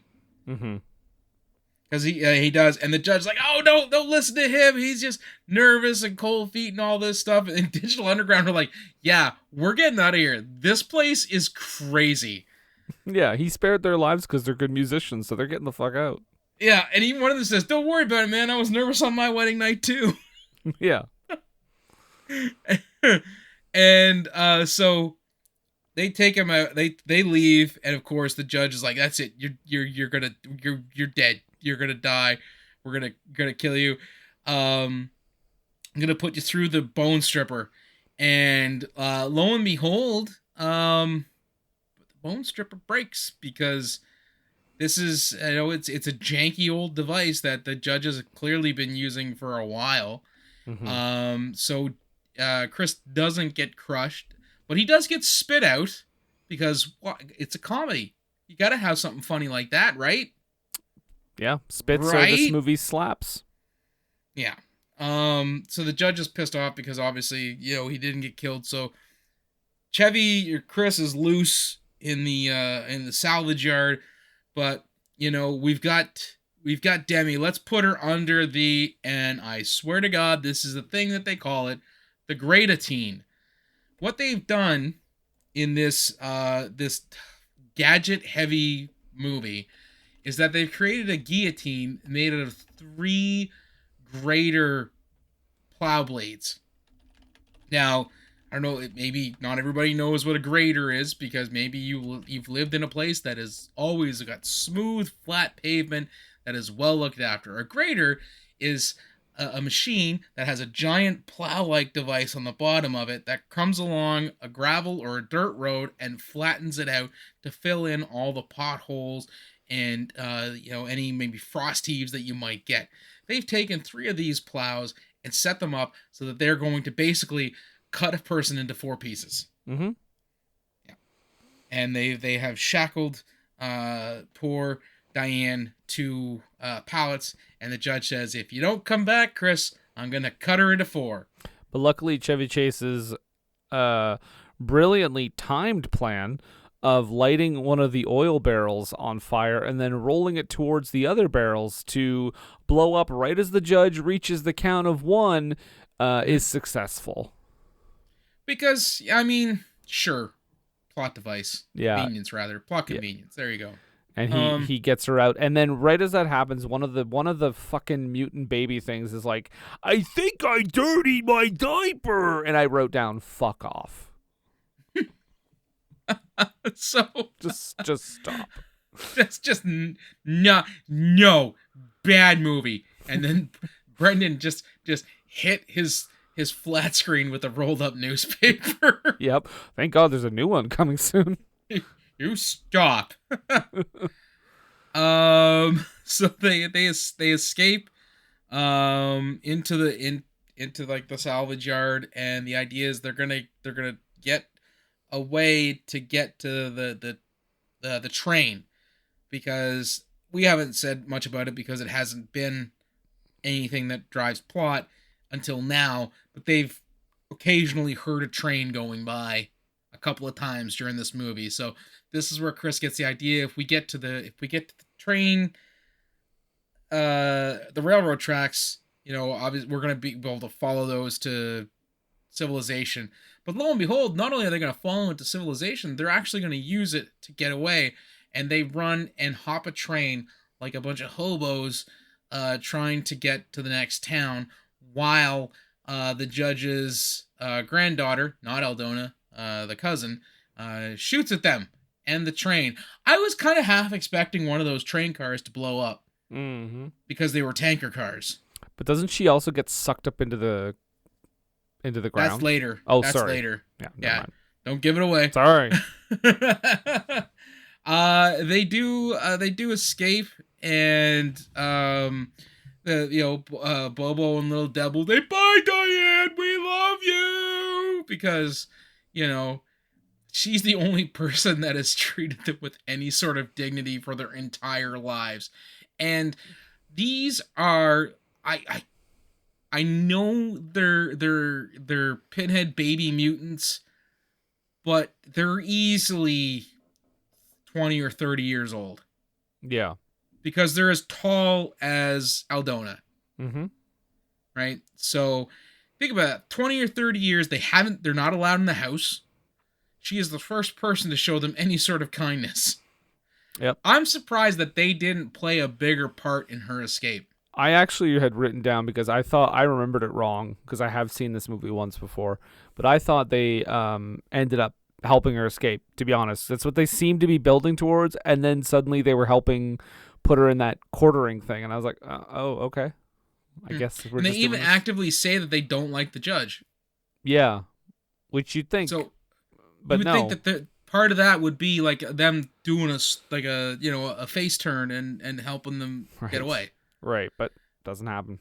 Doesn't happen. But they do get away on the train. And they go, of course, to the authorities, which you would do. Yeah. And so the authorities take them back to Vulcanvania so they can, go to arrest the judge and everything. And they've got every authority. Yeah. And they're like ATF, FBI, police, all that stuff. They're there. And, of course, they're yelling out that they got a search warrant, but nobody's coming out. So we can't go in until we give them the search warrant. Bullshit. You just announced who you are and that you have a search warrant. You get to break down the door. So the fact that Chevy and Demi don't go like, just go break down the door. You said who you are. You have the warrant. Go do it. No. They're like, oh, maybe if you could just go serve it for us. Yeah, because that's what the FBI does. They get civilians to serve their search warrants. Yeah, I don't know that Dan Aykroyd researched this real well. Yeah, but lo and behold, they go and they knock on the door, and the judge's like, I'm a decrepit old man. And they're like, you're meant to think, okay, so he's gonna pretend to be like this old guy who's, and they're gonna leave because, the authorities are gonna say, oh well, he can't be in on it. He's too, senile and old and everything. And then he says, oh, you got a bee's nest behind. He turns around and like. When Brendan says every authority figure is there, before it was all those branches were there. But when they turn around, every authority figure within a 30-mile radius is literally in the yard, and they all say, "Hi, Judge," at the same time. Just in case you didn't know, they're all in on it because the judge puts drug dealers to death. Yep, and they're like, This is Republican porn. Yeah. Well, I mean, they are the villains, to be fair. Yeah. The Republicans don't think they are, and I'm sure if they watched it, they were like, "That's a hero. That's a true patriot American hero. He fought in World War I, and he's doing what needs to be done, putting them drug dealers to death." Oh no, fair, but I think Aykroyd is saying that they're the villains, but the movie is not siding with that statement enough. The only thing that would have made that would have made a modern GOP not side with the judge in this case is the fact that they let the Digital Underground go. Yeah, that, and I bet you they would be upset that John Candy played a woman. Right. But I mean, they would somehow think that he was a trans character or something, and they would be like, "Oh my God, poisoning the minds of America's youth." Indoctrinating. Yeah. Okay, so this is where the Deus Ex Machina comes into play. Yeah, I wrote Deus Ex Ground Shakener. The coal fire that I mentioned earlier, and was actually slightly alluded to during the guillotine scene, right? Where the judge kind of like he bangs down his cane and brings up there's a hot coal poker at the end because the fire is lit under them. This is where it comes to a head, and all the basically sinkholes start happening, and people and machines start getting swallowed into the ground, including the cousin, the non-John Candy cop. Yeah, gets sucked into the ground while she is pooping in the outhouse. Because one last shot for a poop joke. Why not, right? But you know what? Nathan? What I'm really wondering is whatever happened to those Brazillionaires? Well, those Brazillionaires, who were, again, from Argentina, made it back to Brazil. And John Candy apparently married Ronaldo Mm-hmm. and is now serving as the personal head of security for them in Brazil, despite the fact that they're from Argentina. Yep. And she grabs his bum at the end, too. Like, I was like, you know what? Good for you, John Candy. I think there was a mutual bum grab. Yeah. You know what? Still, you know? Yeah. John Candy was like, "I'll do the movie if there's a mutual bum grab at the end." One of the things I always liked about John Candy growing up is that, and not to put too fine a point on it, but I mean, the guy could slay the pussy. I mean, just get the hottest tail in the movies that he was in, and gave big guys like me hope that, you know what, you keep reaching for those stars, kid. You're gonna be great. You're gonna do fine someday. There were a few moments in Armed and Dangerous that were a little not so great when he was doing with the ladies, but yeah. Gazing under doors and shit. But I mean, I feel that's more of like a screenwriter director choice, not necessarily, you know, John Candy's like, you know what, if I have to do it, fine, I'll do it. But I mean, I just let you know, it is under protest. Now, if you'll excuse me, I need to go buy the Toronto Argonauts. So the very ending is after that. Chevy and Demi are just living together. Yep. Chevy is watching the news, and they're reporting on this Valkenvania explosion, and which has turned the entire town, like the topsoil of the town, into like this crude oil, which means that the town that was now 100% impoverished is now, you know, Beverly Hillbillies again. Like, yeah. There's up from the ground came a bubbling crude because of this coal fire. So the town is essentially a boom town again. And then he sees that the judge is still alive, and he has Chevy's ID and says, "I'm gonna go move in with my grandson-in-law." We get a ADR line where he's like, "What does he say?" He's like, "No, you're not." No, it's essentially "No, you're not," and then we cut to like a Chevy cutout because he ran through the wall like a Hanna-Barbera character. And that's the last shot of the movie. It's just like they couldn't come up with an ending. That's the answer to that. Yep. But thankfully they did come up with an ending because it's over. Yes, and that's it. That's nothing but trouble. So, Brendan, please tell me why it's Avoid Like the Plague. Because it's fucking terrible and it made me sick. Awful. God awful. It made me feel so unwell just watching it. It's the most like, and not even in like a way you watch a horror movie and it's disturbing. This was just unpleasant to watch. It's not funny. It's not scary. It's the only bright spot in this entire thing is probably, and not to say everybody's terrible, but the brightest spot in this entire thing is John Candy's performance, which in feels both like characters. Yeah, which feels like he's coming from a different, much better movie. But and I'll say it was cool to see Digital Underground show up. But like other than that, there's really nothing redeeming about this whatsoever. It's kind of fascinating to see like how notoriously bad this is and how it flopped and how it's just like a total mess on every conceivable level.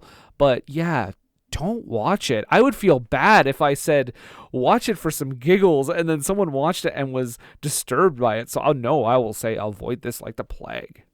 Absolutely. Just like last week, it's a situation where it's like the cast is so good.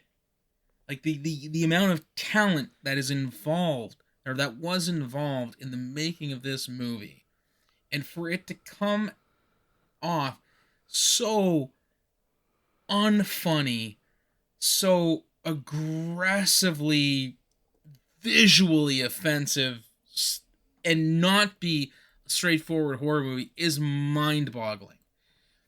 If, again, I can't stress this enough, if those attempts at comedy were removed from this movie, this could be the premise of a really good horror movie. But because they're quipping and they're making penis nose jokes and all that stuff, it's just the tones don't mesh. And I'm not saying that you can't make a horror comedy.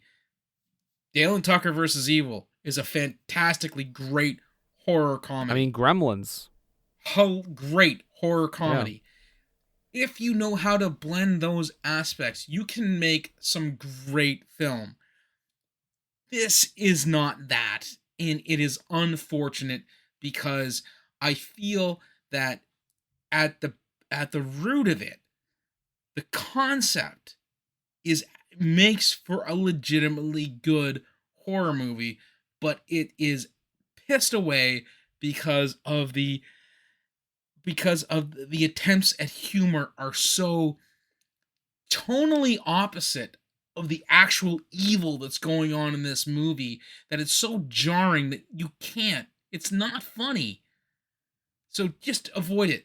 There's so many better horror comedy movies out there. There are so many better Dan Aykroyd, Chevy Chase, John Candy. Hell, you want to see John Candy and Chevy Chase? Sorry, not John Candy. John Candy and Dan Aykroyd in a movie together. Check out The Great Outdoors. It's not the best 80s comedy, but it's funny. It's real fun. Watch it with the kids. You want to watch Chevy Chase and Dan Aykroyd in a movie together? Spies Like Us is there for you. Have a blast. Not this movie. Avoid it. Avoid it. Avoid it like the plague. Yep, it's not good. So there you go, folks. That's nothing but trouble. We need to breathe into a paper bag for a little bit. Mm-hmm. So we're gonna play some ads while we do that and calm ourselves down and stop from hyperventilating. So but don't go anywhere. Stick around. We'll be right back. What were they thinking? And we're back. Yes, we're back. Mm-hmm. We're back. Yeah, that's us. We're back. Yes, we are. Yes. Yeah. And now that we've calmed ourselves down, we are perfectly suited to be in NPR mode. Mm-hmm. And it is now time for the low haiku. And Brendan, would you be so kind as to explain to the folks exactly what the low haiku is all about? Well, the haiku is 17 perfect syllables, describing the movie we just spent a while talking about and being disgusted by. Right. And as I was the plot master on this disaster, I would invite you to grace us with your low haiku first. Pick a damn genre. Dan Aykroyd scarfing hot dogs. Why do we do this? Very good, and it's good because it calls into question our life choices. And so I will proceed with my low haiku. Please do. Not a horror flick. Not a comedy either. So bad it's just bad. Thank you. And we can just brace ourselves, get ready for the... Ow. Yeah. Probably see a chiropractor tomorrow after that. I'm gonna eat a hot dog after that one. Oh, ugh. Only if you put the condiments on from the Wabash Cannonball. Is there another way to do it? I don't think so. Okay. I mean, I have a whole train set up around my table just for serving mustard and ketchup. That's awful. All right, so we've had our say about it. Clearly, we've had our opinions on it. We've even waxed philosophical.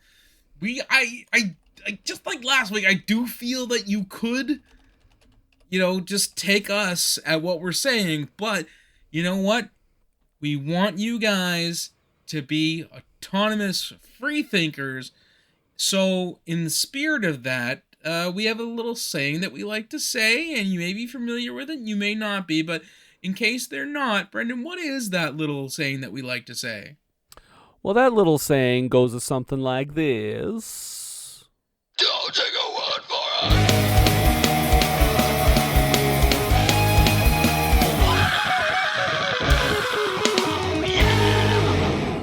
That's right, don't take our word for it. But again, I feel that you guys could. It's cool. You could take our word for it, but just in case you needed, I don't know, reinforcement of that, Brendan, we're not. I'm not even going to make any pretensions that this could have been well received by anybody at all. Mm-hmm. What did the critics think of this? Well, out of the 25 reviews that are available on Rotten Tomatoes, 12% of them are positive. That's okay. And the audience? This is high as far as I'm concerned. 40 They probably were as well. 47% of 10,000 plus ratings are positive reviews. Wow. That's a lot for this movie. Almost 5,000 people were like, yeah, we're cool with this. Yeah, maybe a little bit more because it's 10,000 plus. Yeah. But, Nathan, if you liked this movie, which we know neither of us I did, did not. No. you may also like Meet Wally Sparks, Loose Cannons, another Dan Aykroyd movie. I did kind of like that as a kid, but it's probably got a Howard the Duck situation going on. The Darwin Awards, Porky's Revenge. The worst Porkies. Yeah, which is, woof, that's a statement. And then last but not least, a movie we've already covered, True Crime, with Alicia Silverstone and Matt Dillon, in another movie that was gross, but for different reasons. Yes. Yeah, but let's see what these critics are saying here. I'll start off with Owen Gleiberman of Entertainment Weekly, who sums it up pretty well with 2 words: sheer hell. Rating F. Go. Okay. My boy Ken Hankey, who who didn't offer up words on Master of Disguise, but did take the time out to write a brief review about this one. He's again, of course, from the Mountain Express out of Asheville, North Carolina, and he writes, "Boy, it's bad. Almost worth seeing to see just how bad." 1 out of 5. Note that he said almost, meaning just take his word for it. Just Ken knows what he's talking about here. Yeah. Yep. Well, Michael A. Smith of Nolan's Pop Culture Review, I think Gene Shalit really. His review says nothing but crap. Okay. All right. Well, 1 out of 5. Negative review. Okay. Peter Sobieszynski of The Spool gave this a positive review, and he wrote, "Nothing But Trouble is a shot of pure weirdness that is so far off the beaten comedic path that it does exert a strange fascination that cannot be denied. You may love it or hate it, but either way, you won't forget it." Wow. Okay, that's. I mean, the same could be said if like a war crime is committed against you. Doesn't mean that it's worth revisiting. Exactly. Yeah, it could be taken many different ways. Okay, I'll end with this one for the critics. This is from Renee Jordan of El Nuevo Herald out of Miami, and he says, "Nothing But Trouble has the fascination of genuine atrocity." Full review in Spanish. Okay.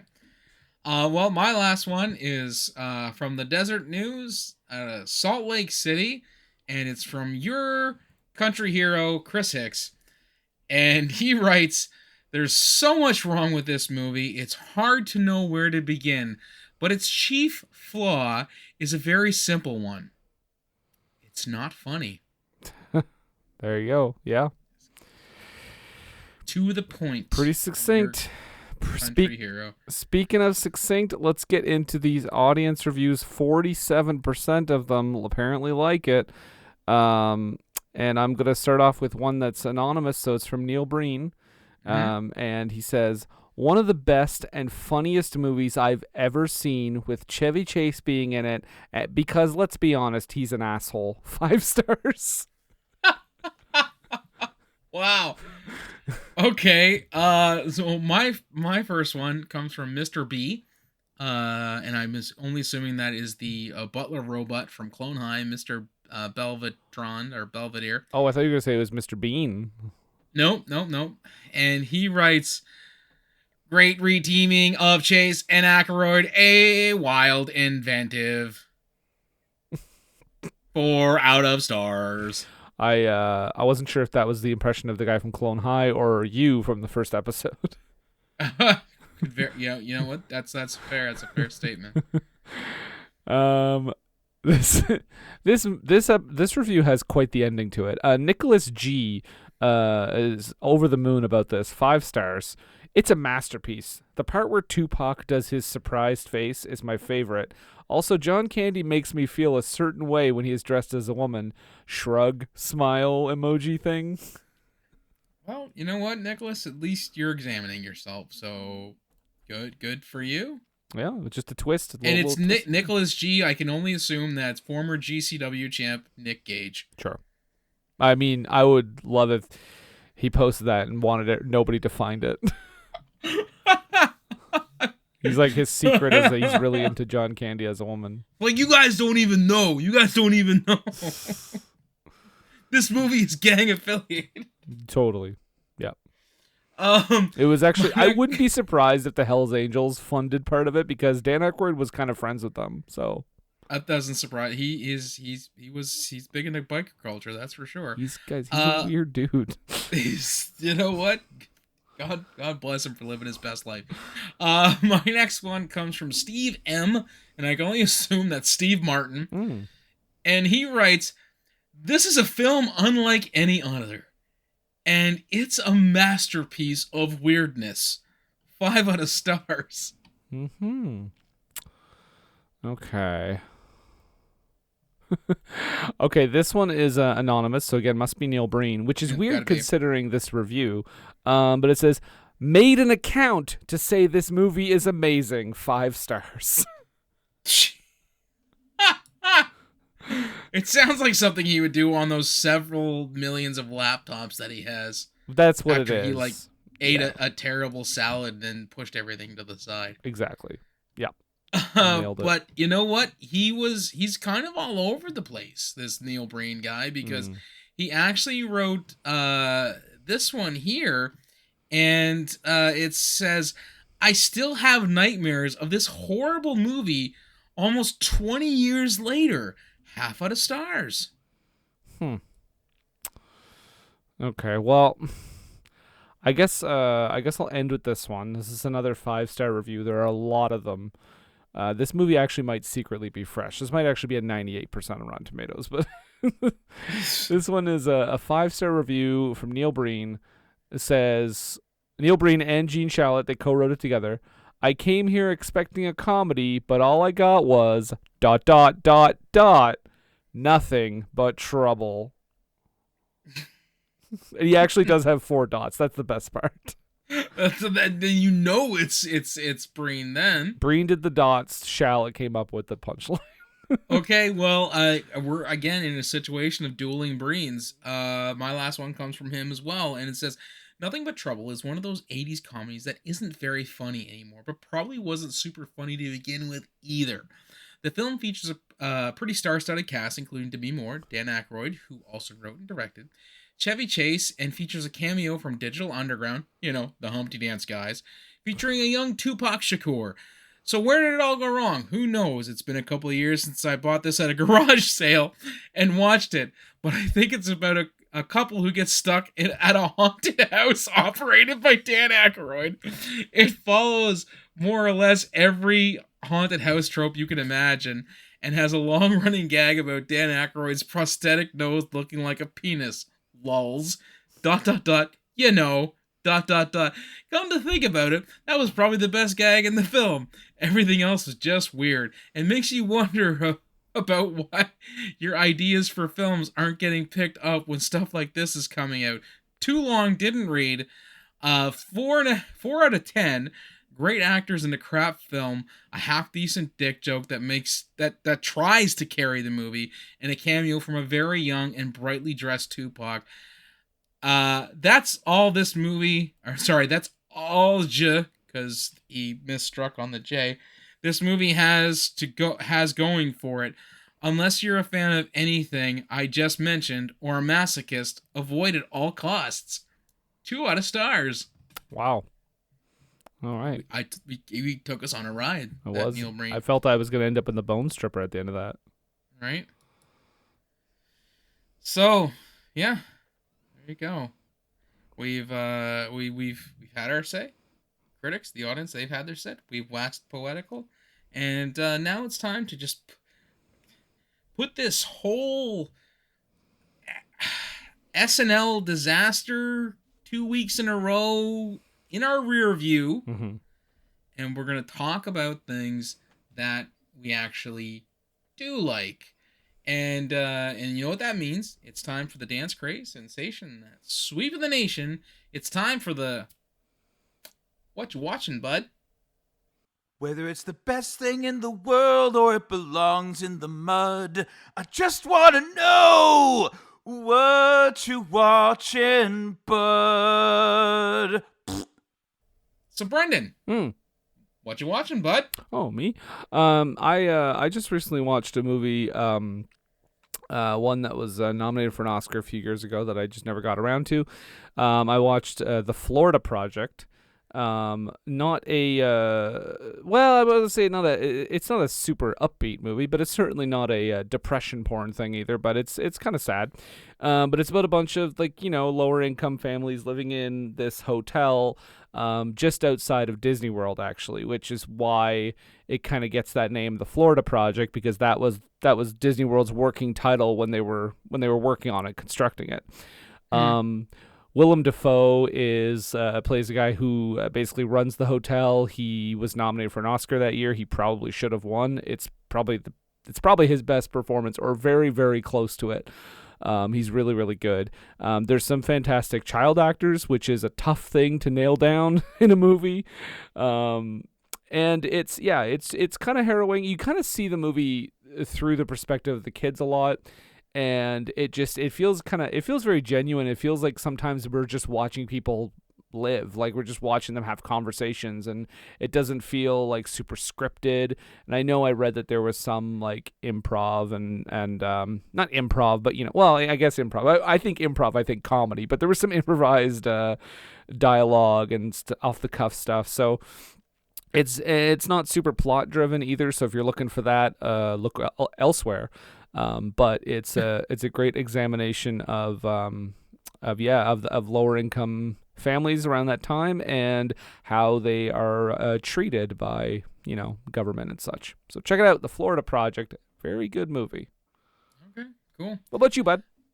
Well, I haven't been watching a whole lot. I mean, I've as I mentioned last week, Patty and I watched the Consultant. We did manage to finish that. It was pretty good. Did leave it kind of open. I hope maybe they'll do a follow-up season, but if they don't, it's still fine. But the only other thing that I've actually gotten around to watching, and unfortunately this isn't like a full-throated endorsement, but it was still kind of fun because Kristen Wiig was in it. Barb and Star go to Vista Del Mar. Now, when I'd heard of this movie originally, because when she was promoting it on like the late night shows, she was talking about how with Barb and Star, there's a couple of Midwest ladies who decide to go on a trip to Florida after they kind of lose their job, but they're like, we need to get away from all this, don't you know, and have some fun and just kind of get our shine back. And so I think that I figured that was going to be the movie, and the comedy was going to be derived out of them being like a fish out of water, being from the Midwest, going to Florida, and things being wacky. I could not have been wronger, more wrong, wronger, whatever the word is. I don't know. But the only reason why it gets the movie's fine in of itself. It's Will Ferrell had a hand in the production of it, so there's gonna be that kind of comedy in it. It's kind of zany and wacky, but Kristen actually plays a dual role in the movie, not unlike Aykroyd, but this was better considerably. But when you see her in that dual role, you'll be just gobsmacked, because I had to look it up, because I was like, who is playing this character? And I look up, no way, she's playing two roles in this movie. Again, the comedy is it's zany, it's absurdist. But I did have a fun time watching it. Although I will completely understand if somebody takes this, watches it, and goes, what the hell is he talking about? He's on drugs. It's certainly not everybody's bag, but I think you either get with the vibe or you don't. Yeah. But if you can get with it, you'll have a great time. Oh, it's a blast. I had a lot of fun watching that it. Random musical number killed me. There's a couple of them in there, and again, I'm not one for, musical numbers in movies, but it's absurd. It's so absurd that it's like, oh, okay, I get what you're doing. Yeah. Please continue. Yeah, the welcoming song to the hotel, like, come on. Yeah, and then, just watch it and find out. So, Barb and Star, go to Vista Del Mar. Check it out. I think it's on Prime. And special shout out to Jamie Dornan, who's actually very good in that movie too. Yeah. Like, surprised me with how good he was in that. All right, there you go. Two recommendations. Very similar movies. Oh yeah, sure. Florida's involved in both of them, so there you go. There you go. It's the same thing. Yeah. Montrose Monkington. Surely he's around to say a few words to his peoples. Yes, just one moment, I will get him. Hello, it's good friend Montrose Monkington III here, and I'm considerably more well rested than I was last week. Now, you may be saying to yourself, Montrose, why were you so exhausted like 2 or 3 weeks after WrestleMania? Well, you dunderpate, this show was not done live, okay? It's just to let you know. So get off my banana about it. I'm sorry, I'm getting terribly abusive to the people I'm trying to convince to come over to my YouTube channel. Please, ignore my previous statement. I do apologize. I am Montrose Monkington III. I am inviting you to my YouTube channel, Montrose Monkington TV. You can also be friends with me if you'd like on the YouTube. Sorry, not the YouTube, but the Facebook. The Facebook, yes. So the Facebook group, Montrose Monkington III, Esquire, and Friends. And finally, you can tweet at me on your Twitter devices at Montrose III. That's the number 3RD. I will, but this time probably have some videos and some comments about The Collective, which also happened the weekend of WrestleMania, but is mostly involves GCW and its affiliated assisted promotions. So do check those out and feel free to tweet at me. Thank you. More later. Yeah. Thank you, Montrose. You're welcome. If you want to find us, our podcast and what we're doing, you can find us over at Facebook, What Were They Thinking? You can find us on Twitter and Instagram at WWTT Podcast. You can also find us at patreon.com/WWTT Podcast and search for us over at Redbubble and TeePublic. We're on all the podcast apps. Our home base, of course, is Age of Radio. Big time! So you can go to ageofradio.org/whatwerethéthinking or find us on any other app of your choice. Now, Nathan, as we come to the end here, I guess this is where I would ask you questions about this movie, Nothing But Trouble. All right. I will do my best. So in a movie... okay, yeah, sort of. Starting off dubious, I know. Where we have... Dan Aykroyd as this sort of like grotesque... Sorry, yep, I get what you're saying. He takes the hot dog. You know what?